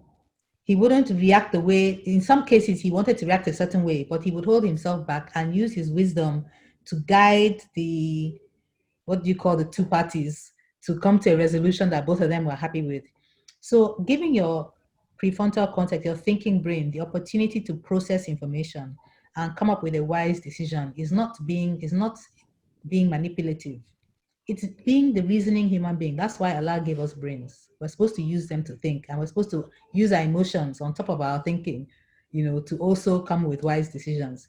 So the other thing you talk about in terms of leadership, which I've shown here, is that there's no single way to lead, because you have different types of leaders, and the different types of leaders will meet different types of followers. And each follower has to be led in a different way if you want to lead them effectively. And then you have the situation that you are in. So you have the intersection of the leader, you have the intersection of the follower, and you have the intersection of the situation. And you have to use wisdom to decide what is the best way to be in that situation. And then going to the third point you raised about LGBTQ, which for people who don't know is lesbian, gay, bisexual, queer, transsexual, and so on, okay? So yes, Islam and in fact all the Abrahamic faiths do forbid homosexuality, okay, same-sex relationships. Well, not same-sex sexual intercourse, let me just put it that way. But they do not condemn the individuals. It's the act that is condemned. It's not the individuals that are condemned. And in fact, if you look into the Sunnah of the Prophet, peace be upon him, you will see that he had a lot of empathy for people who were clearly homosexual. He didn't condemn them. Okay, what he condemned was the act of sodomy that you should avoid. Okay, so you should avoid sinning, but the fact that you have a different orientation in itself doesn't make you a bad person. And so we have our faith as from our perspective, and then we also have human rights. And I hope most of you are aware that the Human Rights Declaration is a lot of the Human Rights Declaration, the United Nations Human Rights Declaration is derived from Islam. A lot of it is derived from Islam. Okay, so we are all God's children. He put all of us on this earth. We're not there to judge another person. We're there to engage in our own jihad. So if you're in a workplace where they say, we are bringing people to work, whether they are gay or straight or whatever, is not our business. Our business is, can they do the work? Their moral life, okay, their religious life is their own business. I think if you can try and find that boundary between where your business ends and where their own personal life begins, that might assist you. But there may be occasions too when you are being asked to cross the line. And there I would ask you to use your emotional intelligence. And inshallah, with Allah's guidance, you'll be able to come to a wise decision and a way to navigate your way through. So, Titi, I hope that answer is helpful to you. And I think we'll take our final question, which will be from Aminu. Okay. Thank you very much, Madam. Seriously, I so much appreciate your contribution, and also by extension to Brother Abdul Rashid for the good job he has been doing on behalf of Micah. My question is this. Is it not advisable that for emotional intelligence to be as a course or a kind of a subject from the early days of our educational beginning, rather than when most of us have gotten matured, and the challenge of you form an habit over some years, and when you get to realize that such habit is not good, it's difficult to change because it has really taken a long time in one's life, and to change is not easy. But from cradle educational system having emotional intelligence, it could have actually shaped us better, to speedy up personal growth and societal development. Thank you. Yeah, thank you very much, Aminu, for that contribution. I honestly believe that what has happened is in society, we have swung too much towards academic education, and the role of the family and the role of the community in educating the child, we've sort of dropped the ball there. Because in the olden days, at least let me speak for African communities, I can't speak for European communities. In African communities, by the time the village has brought you up, by the time you spend time with the elders, by the time you spend time supervising the youngsters and so on, you would have learned all these emotional intelligence skills by practice, and the community leadership, there was community leadership of men, there were men's councils, there were women's councils, who would adjudicate when issues came and who would bring their own wisdom when issues came. And we would be learning these things as children before we went out to the world. By the time you go out into the world, you are mature, you are already educated, even if you can't read and write. And we have swung so much to this academic education, and we've created this void. And this void is what we're now trying to backfill by using things called emotional intelligence. Emotional intelligence has always existed, it's nothing new. It's just that we've lost the practice of sharing that this is the successful way of being in the world. The world is about communities. The world is about societies. The world is about people and relationships with people. That's what the world is about. The world is not about performing tasks in a factory, or sending reports out in an office. The world is about relationships, and we kind of lost that wisdom. And that's the sort of wisdom that we're trying to bring back with emotional intelligence. So with the state of the world that is in right now, yes, I agree with you absolutely that we should be teaching emotional intelligence at a younger age. And I know that Western curriculums are introducing things like mindfulness. Mindfulness is a way of introducing, that self-control, self-regulation, and self-motivation. So here in Nigeria and in Africa, and in other developing countries, we need to make sure that we introduce it into our curriculum. If we don't, we need to make sure that as a community, we find activities or channels for our children to learn these skills. Or as parents, which is something that COVID has helped us a lot. As parents, as siblings, we spend more time with each other, engaging more in conversations with each other, sharing more wisdom, giving each other feedback. This thing that you did, why don't you try and do it this way to be better? Not that way. Doing it with kindness, not with harshness, and hopefully, we'll come back and build ourselves into whole human beings the way Allah intended us to be, the way children are. We lose it from childhood into adulthood. So that's something that we need to go back and regain our whole selves. So thank you very, very much for all your questions. I'll hand back over to Brother Abdul Rashid. Thank you once again, Ma. So we'll end this session. Please, Ma, the slides. Yes. Inshallah. I'll share them with everyone, yes. Okay, thank you so much, Ma. Okay, so I think we're ending the session now. Yes, we have. Okay, great. So I'd like to say thank you. It's been wonderful spending these 3 weeks with you. Please have a great week ahead, and please don't let COVID disturb you. The world is still, the planet still exists. Allah is still there. We are all in His hands, taking refuge in Him, and we can be assured that everything will be fine. This too shall pass. And if you've lost your job or lost your business is doing badly, other opportunities will come, definitely. You know, they say everything was already written for us. So don't let your fear overcome you. Practice your emotional intelligence. This is your opportunity to read, improve yourself. And I wish you all the very, very best, inshallah. Okay. Jazakumullah. Assalamu alaikum. We wish you same. Thank you.